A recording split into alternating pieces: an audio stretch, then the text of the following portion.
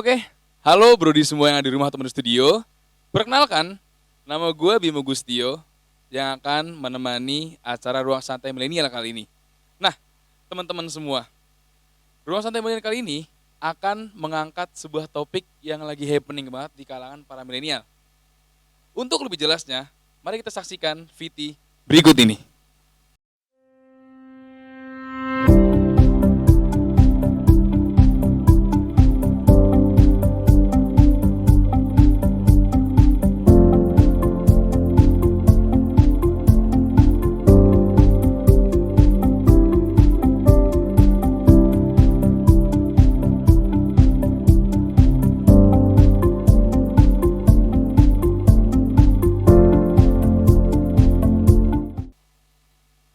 Nah, Brodi semua udah tahu kan tema apa yang akan dibawain acara Ruang Santai Milenial kali ini? Dan tentunya gue di sini nggak sendirian. Gue bakal ditemenin sama narasumber yang udah kompeten di bidangnya. Oke, please welcome Andayani.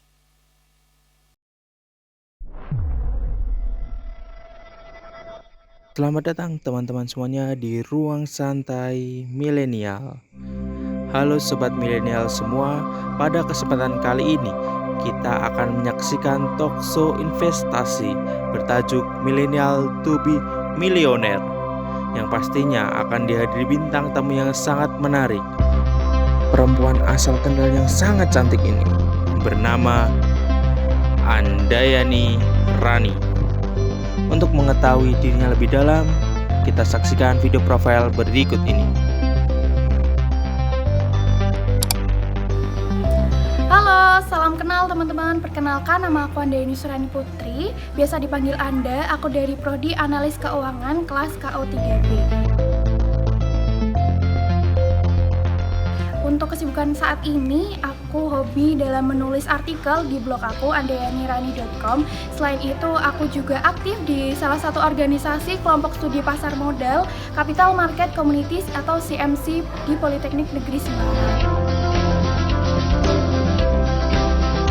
Selain itu, aku juga akhir-akhir ini menjuarai beberapa lomba di bidang akuntansi maupun pasar modal. Seperti kemarin aku mendapatkan kejuaraan sebagai juara 3 di Invest Trading Competition, kemudian juara 2 Accounting Online Competition. Untuk lebih lanjut bisa stay tune ya.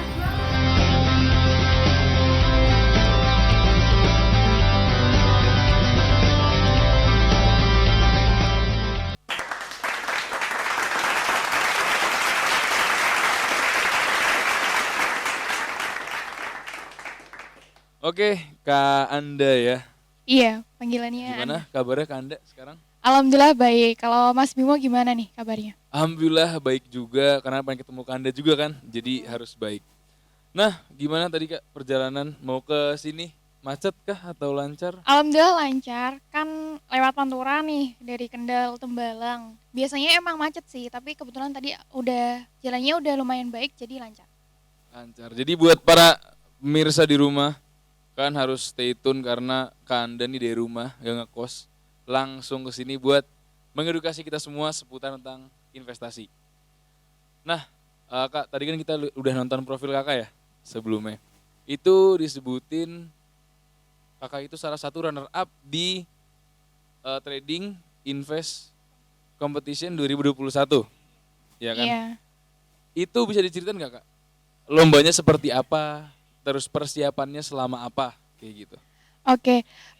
Terkait dengan tadi lomba Invest Trading Competition itu emang diselenggarakan setiap tahun ya sama KSPM dari ITB. Nah, untuk persiapannya sendiri itu aku sama beberapa rekan di kelompok aku, itu pastinya kita buat trading plan dulu seperti itu. Terus kita juga buat strategi juga nih. Kira-kira saham apa ya yang cocok untuk trading? Kemudian keadaan pasar juga gimana waktu kita trading itu. Karena itu kan 1 bulan ya mekanismenya. Jadi dalam waktu 1 bulan itu kita selalu trading seperti itu setiap harinya di jam bursa ya, dari hari Senin sampai Jumat seperti itu. Jadi udah lama persiapan nih Kak buat ikut lomba itu? Kita nyiapin 2 minggu kalau nggak salah. Jadi 2 minggu? kita sebelum kita daftar, kira-kira prospek gak nih? Kayaknya bisa, ayo. Tuh, kemudian daftar, terus kita siapin strateginya seperti itu. Itu pas lomba ada mentornya nggak Kak? Atau benar-benar otodidak, kakak sama timnya belajar sendiri atau ada mentornya? Oke, untuk mentor sendiri itu karena kita kan gabung di kelompok studi pasar modal ya. Jadi emang ada beberapa orang kalau kebetulan aku ikut organisasi CMC ya, Capital Market Community. Nah, di situ itu ada yang namanya Dewan Komisaris. Nah, di situ kita minta nasihat gitu loh. Kita bakal ikut lomba ini seperti itu. Dan trading ini nanti gimana strateginya itu dikasih tahu juga ilmu dari para Dewan Komisaris seperti itu. Terus juga nih Kak, kita next topik ya. Yang aku tahu itu kan ada investasi, ada trading. Dan itu katanya 2 hal yang berbeda. Nah, kalau boleh tahu nih Kak, itu perbedaannya apa sih antara investasi sama trading?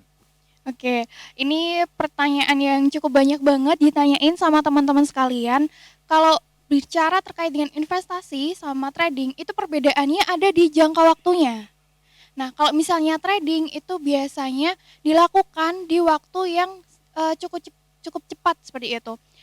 Bisa dalam waktu jam, kemudian bisa waktu hari, dan bahkan detik atau menit juga bisa. Sedangkan untuk investasi sendiri itu biasanya kurang lebih 1 tahun lah minimal. Dan ada yang investasi jangka panjang juga untuk 3 tahun atau 5 tahun seperti itu. Berarti bisa saya simpulkan ya, investasi dan trading itu satu hal yang sama, bedanya itu hanya di jangka waktunya aja. Kalau Iya. trading lebih cepat, kalau invest lebih lama untuk dapat hasil dari invest atau trading itu sendiri ya. Iya, benar banget. Dan terkait dengan tadi kan menyinggung imbal hasil ya. Kalau trading itu imbal hasilnya didapatkan dari yang namanya capital gain. Capital gain itu maksudnya apa? Perubahan harga atau selisih harga. Misalnya kita beli waktu sesuatu di harga murah-murahnya, kemudian kita jual waktu harganya sudah naik, gitu, seperti itu. Kalau namanya investasi, kebetulan saya investasi di saham ya. Nah, untuk investasi di saham sendiri itu dapatnya karena saya investasi jangka panjang, selain ada capital gain atau perubahan harga, itu saya juga dapat yang namanya dividen. Dividen itu adalah pembagian laba dari suatu perusahaan yang didapatkan bisa setahun sekali atau setahun 2 kali tergantung dengan rapat umum pemegang saham. Dan dividen itu bisa didapetin hanya di saham aja, trading enggak? Iya, karena kalau trading kan jangka waktunya lebih cepat gitu ya. Jadi kemungkinan untuk mendapat dividen itu ya belum tentu seperti itu. Kalau misalnya dia mentradingkan di tanggal-tanggal waktu pengumuman dividen itu atau pencatatan dividen itu bisa dapat seperti itu. Oke, thank you Kak Anda. Jadi buat teman-teman tetap stay tune di Ruang Santai Milenial, jangan kemana-mana karena kita akan masih panjang ngebahas seputar investasi di sini. Jadi stay tune.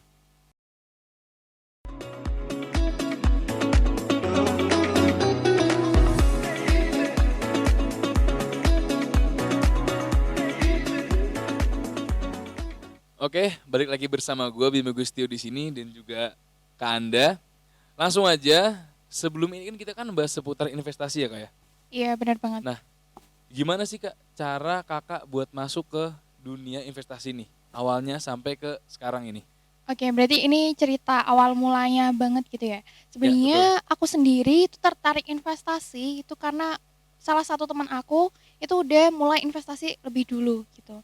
Dia jadi jelasin ke aku waktu itu, oh ternyata investasi tuh seperti ini. Itu tahun 2019 awal kalau nggak salah. Nah, kemudian kan aku kuliah nih di Politeknik Negeri Semarang di Polines. Kebetulan prodi aku itu analis keuangan dan prodi aku ini membahas lebih lanjut terkait dengan investasi. Dan aku masih ingat banget waktu aku masih maba itu ada yang namanya mata kuliah matematika keuangan. Di situ ada salah satu bab itu namanya bunga majemuk dan bunga majemuk ini dalam realisasinya di kehidupan itu bisa diterapkan di investasi seperti itu. Dan wah ternyata kalau misalnya kita menyimpan uang gitu loh konvensional atau biasa gitu loh, itu hasilnya ya segitu-segitu aja gitu. Dan karena aku di bidang ekonomi ya, pastinya dalam kehidupan itu ada yang namanya inflasi. Nah, inflasi ini yang nanti akan mengurangi nilai dari suatu mata uang. Contohnya aja deh, kalau misalnya kita beli mie, dulu mie kan murah ya 1.500, sekarang udah naik nih 2.000, kan itu nggak kerasa. Nah itu yang dinamain sama inflasi. Ada tapi tidak terasa. Terus nih Kak, tadi kan menyinggung seputar bunga majemuk, ya kan? Nah, kalau kita boleh tahu bunga majemuk itu tuh apa sih sebenarnya bunga majemuk? Oke, jadi mudahnya bunga majemuk ini, semisalnya ya, kita nabung di bank, suatu bank seperti itu kan kita akan dapat bunga. Nah, tapi yang kalau diperhitungkan di suatu bank atau mungkin di suatu, perusahaan, itu kan dana pokok atau modal awal kita yang kita simpankan, itu nanti yang dapat bunga. Nah, kalau bunga majemuk ini, modal awal kita ditambah bunga, itu akan berbunga lagi gitu loh. Jadi, return atau keuntungan yang kita dapatkan itu lebih banyak gitu loh, seperti itu. Oke, oke. Terus setelah Kak Anda ke-trigger kan sama lihat teman Kak Anda ya kan. Nah, itu tuh apa?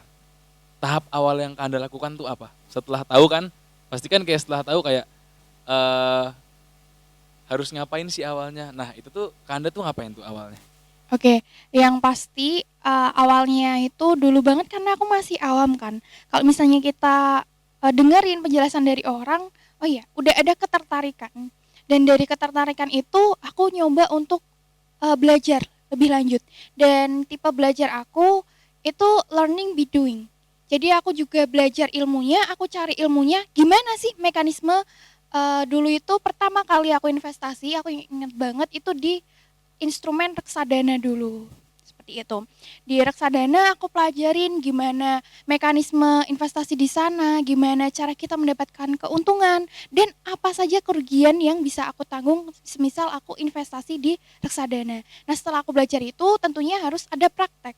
Karena kalau kita belajar doang tapi nggak praktek, itu nanti bisa lupa kan, bahkan ya nihil gitu, kita cuma tahu teorinya, seperti itu. Terus sampai apa namanya itu buat ikut lomba, apakah sampai itu cukup atau Kak Anda tuh tetap belajar hal lain lagi? Oke, terkait dengan tadi ya, awalnya kan memang aku udah ada niatan investasi, udah mulai terjun juga nih di reksadana. Itu di tahun 2019 juga. Dan kebetulan karena di prodi aku analis keuangan, ini ada juga yang namanya komunitasnya ya, kelompok studi pasar modal atau KSPM. Itu kalau di Polines ada yang namanya CMC Polines. Jadi aku gabung di CMC itu, aku pengen upgrade ilmu aku seperti itu. Karena kan dulu aku cuma invest di reksadana. Kemudian reksadana yang dapat kan pasti returnnya lebih kecil ya dibanding dengan saham seperti itu.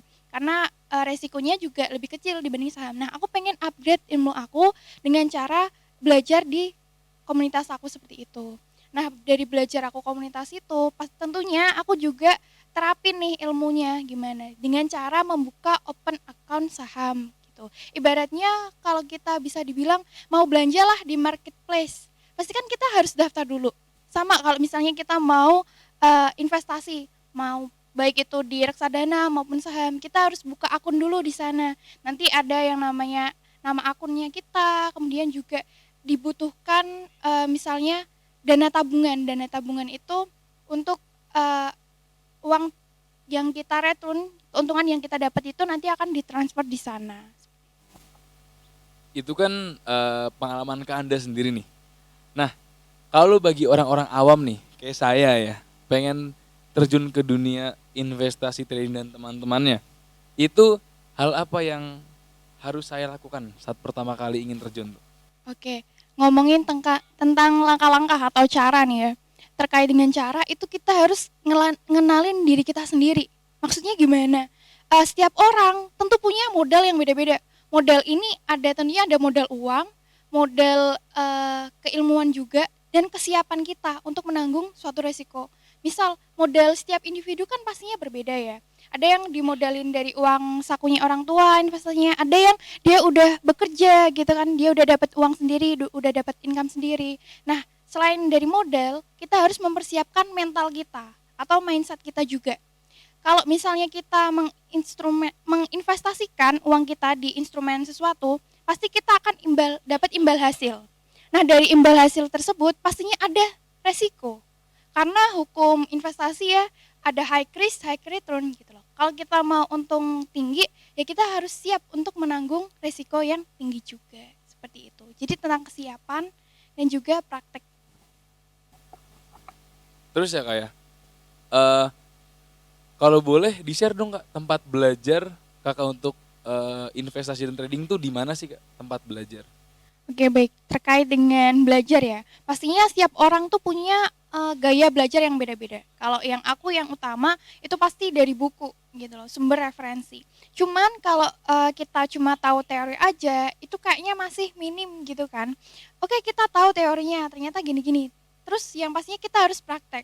Nah, dalam praktek ini kadang kita tuh ada yang namanya trial dan error gitu kan. Kadang kita bingung, aduh porto merah ini gimana? Kemudian kita udah punya teorinya nih, udah punya ilmu cara nganalisisnya, misalnya analisis saham. Ini harus gimana ini? Apakah harus beli sekarang atau beli besok gitu kan, bingung gitu. Nah, kita juga harus ada teman sharing seperti itu. Kebetulan karena aku gabung di kelompok studi pasar modal di CMC Polines, jadi di sana aku juga bisa sharing-sharing sama teman yang lain. Aku tertarik nih sama saham ini, gini nih. Setelah aku hitung ternyata kayak gini. Nah, kalau dari teman-teman gimana nih? Kemudian mungkin ada teman yang lebih tahu, yang lebih update gitu ya tentang berita. Ternyata perusahaan ini kemarin baru ada berita terkait dengan misalnya ada perusahaannya prospeknya lagi menang tender nih kayak gini. Jadi prospeknya lebih bagus kayak gitu. Jadi kita tentunya butuh teman sharing dan juga teman berbagi. Jadi buat teman-teman yang mau join ke, yang mau belajar lebih tepatnya, join ke mana Kak? Ke CMC Polines. CMC Polines. Buat teman-teman Polines yang mau belajar lebih lanjut soal investasi ya, saham dan lain-lain dan teman-temannya itu segera daftar di CMC. Dia buka pendaftaran kapan Kak? Ini udah magang sih. Sekarang magang. udah magang ya. Mungkin buat tahun depan. Tahun depan masih bisa. Jadi buat teman-teman semua jangan sampai ketinggalan buat join ke CMC. Oke, kita break dulu. Untuk lanjutannya tetap stay tune di Ruang Santai Milenial.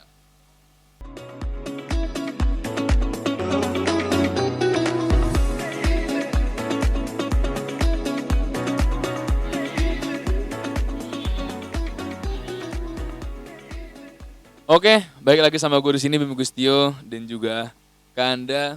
Dan gak terasa ya kayak kita udah sampai di segmen terakhir, yaitu segmen Q&A yang udah kita buka di Instagram, Facebook, dan Twitter. Dan udah kita saring, akhirnya kita mendapat 5 pertanyaan. Jadi yang belum disaring pertanyaannya, bisa tanyakan lagi ke Kak Andanya. Kak Anda juga punya sosial media, boleh sebutin Kak, Instagramnya apa? Untuk Instagram, kemudian Twitter, LinkedIn, kemudian Facebook, search aja Andayani Rani. Andayani Rani gitu aja. Oke, langsung kita ke pertanyaan pertama. Yang pertama itu dari Marcelina Fauzia. Pertanyaannya Kak, bagaimana langkah awal memulai investasi? Sedangkan kita sebagai mahasiswa itu memiliki pemasukan atau income yang masih sedikit. Oke, ini pertanyaan yang menarik banget ya terkait dengan awal mula tuh gimana. Nah, yang pertama kali harus di make sure kalau mau investasi itu uang yang kita gunakan. Jadi sempat disinggung terkait dengan income ya. Nah, kalau misalnya kita nih sebagai mahasiswa pastinya kan mendapat uang saku dari orang tua. Nah, kalau misalnya kita mau investasi, kalau saran dari aku, biasakan untuk sisihkan di awal gitu. Jangan nungguin akhir bulan, nunggu sisanya berapa baru kita investasikan. Jadi kalau bisa bulan ini kita kira-kira dapat uang berapa, itu kita sisihkan dahulu. Ini aku gunakan untuk investasi gitu. Selebihnya kita gunakan untuk keperluan pribadi karena kita kan anak kos kan, biaya makan, kemudian untuk kuota atau pulsa seperti itu. Nah, terkait tadi ngebahas juga tentang income. Nah, kita sebagai mahasiswa tentunya ada yang udah kerja, ada yang belum juga. Nah, ini saran aku juga untuk teman-teman. Ini karena kan kita di kehidupan ini ada yang namanya demand sama supply. Kalau kita punya sesuatu keunikan atau kita punya skill yang bisa dijual, kita bisa tuh memanfaatkan skill yang kita miliki itu untuk mendapatkan income berlebih itu. Contoh kita punya banyak waktu luang seperti itu. Kita bisa freelance, misal jadi penjaga toko atau barista seperti itu, tergantung dengan minat dan bakat kita. Jadi untuk Marcelina Fauzia terjawab ya. Terus juga untuk pertanyaan kedua ya Kak, kita langsung aja. Ini dari Dela Cahaya. Wah, oke. Pertanyaannya, apa faktor yang mempengaruhi naik turunnya saham? Oke, ini sebenarnya udah aku singgung juga di jawaban yang pertama. Itu kalau kita lihat di apa ya namanya? Di dunia ekonomi itu pasti ada yang namanya demand sama supply. Ada yang jual, pasti ada yang beli. Ada yang beli pasti karena ada yang jual. Nah, naik turunnya harga itu dipengaruhi dengan yang namanya demand dan juga supply itu. Semisal nih, anggap aja seperti ini. Aku, Anda, dan Mas Bimo, kita sama-sama jual nih produk. Misalnya jual suatu makanan gitu lah. Kita harganya sama. Karena banyak yang jual, jadi rata-rata harganya ya sama gitu. Paling enggak harganya bisa turun nih, karena banyak yang jual. Begitu juga sebaliknya, kalau misalnya yang jual itu langka dan produknya itu bagus, pasti kan akan banyak yang beli. Dan karena sedikit yang jual, orang yang jual itu bisa menaikkan harga. Nah, itu ialah yang mempengaruhi gimana harga itu bisa naik, bisa turun. Seperti itu. Oke, buat Kak Dela, terjawab Kak Dela. Oke, kita lanjut ke pertanyaan ketiga. Ini dari Anissa Dewi. Oke, pertanyaannya, rekomendasi investasi untuk pemula dengan dana yang minim. Oke, terkait dengan dana minim ya. Ini kebetulan banget karena aku awal mula investasi juga pakai dana yang minim dan juga dulu aku masih pemula kan. Itu dulu banget aku masuk atau invest di reksadana. Nah, kenapa harus reksadana? Karena yang pertama, reksadana itu bisa kita ibaratkan sebagai kapal pesiar. Seperti itu. Kalau kita mau naik kapal pesiar nih, pastinya kan kita enak, tinggal ngikutin arus aja gitu loh. Kita udah tahu nih tujuan kita nantinya akan kemana. Jadi kita tinggal nikmatin pemandangan, nggak perlu kita baca maps, nggak perlu kita jadi nahkodain. Nah, beda sama yang namanya saham. Kalau saham itu kalau kita umpamain kayak kita lagi main speedboat. Jadi kita sendiri yang nge-handle nih, kita akan ke arah mana, ke kanan atau ke kiri. Kita juga harus bisa tahu tujuan kita kemana, seperti itu. Nah, karena reksadana ini juga minimum dananya tuh juga lebih kecil gitu lah dibanding dengan invest lainnya. Salah satu reksadana itu bahkan di aplikasi sekarang kan udah basisnya online semua ya. Kita nggak harus scriptless lah, nggak harus pakai kertas lagi untuk membuka akun.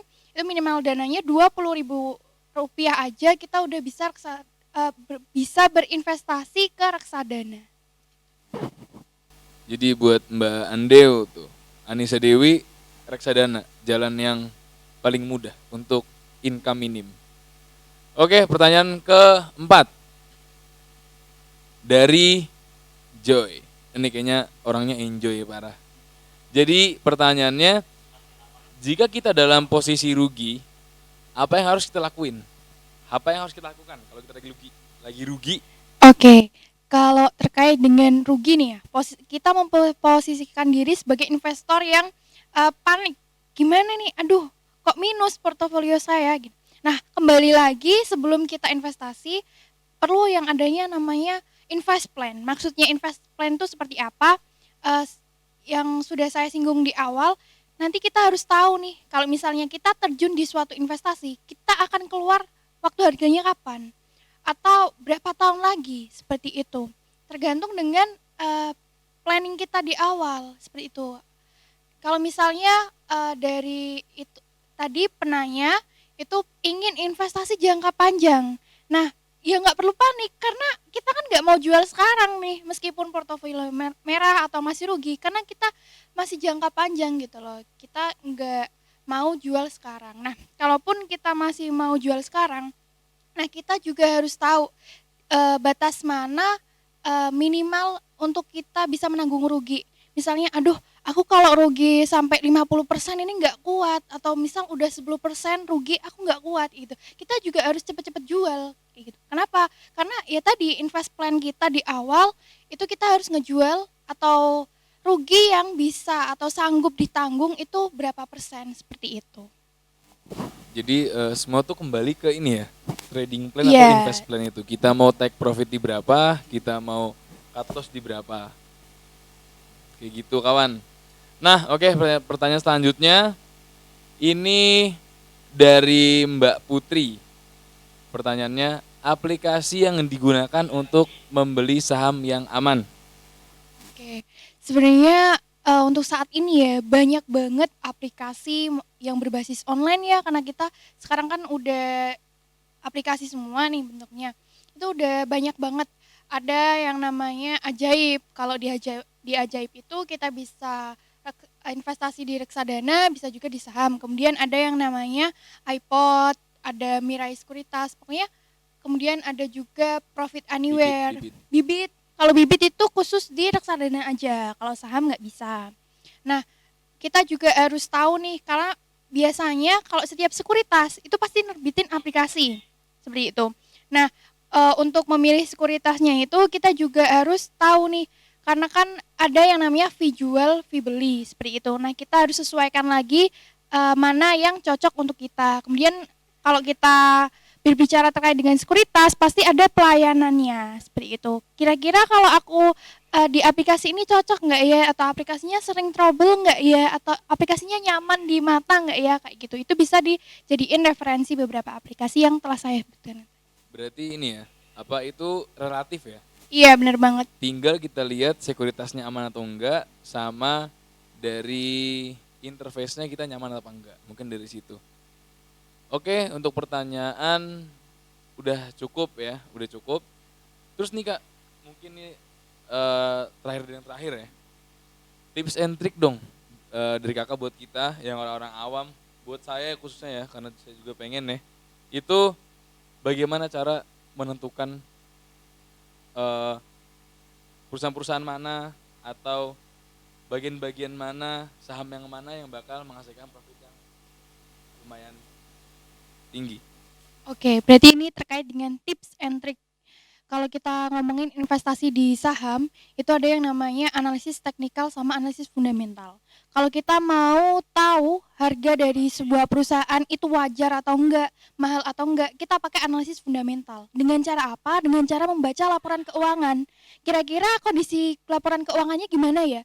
Apakah laporan keuangannya itu sehat? Dalam artian kondisi keuangan perusahaan tersebut sehat, banyak utangnya atau enggak, atau wah asetnya itu selalu naik setiap tahunnya. Kemudian juga terkait dengan returnnya dengan aset banyak itu, kira-kira dia bisa menghasilkan profit berapa persen seperti itu, atau berapa kali kayak gitu. Nah, itu bisa kita baca dengan analisis fundamental. Dan analisis fundamental ini juga ada sub-subnya lagi, ada yang namanya analisis makroekonomi. Kalau makro itu terkait dengan keseluruhan ya dari suatu negara.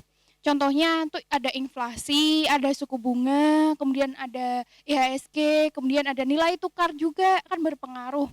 Selain makroekonomi, ada juga yang terkait dengan analisis fundamental dari subsektor atau industrinya.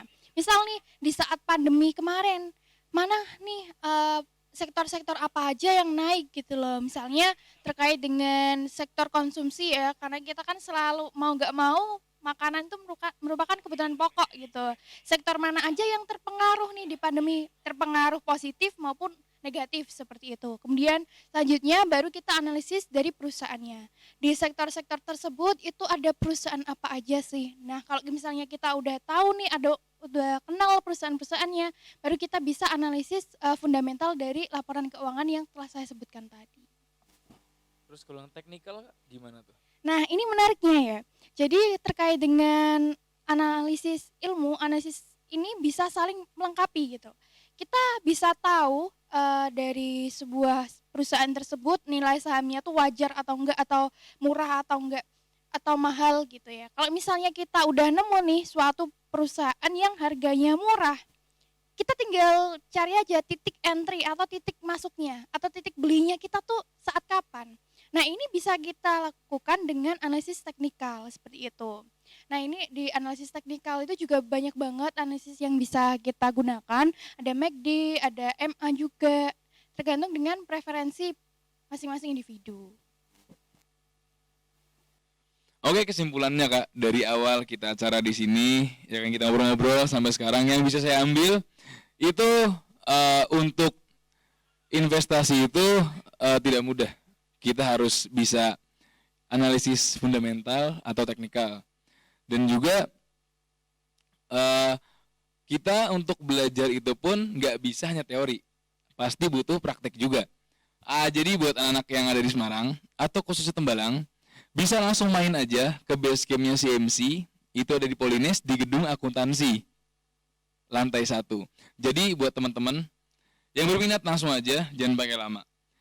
Dan juga buat teman-teman semua jangan lupa share, subscribe, sama komen nama channel kita Ruang Santai Milenial. Oke, thank you udah nonton semua, udah nyempetin waktunya, and peace.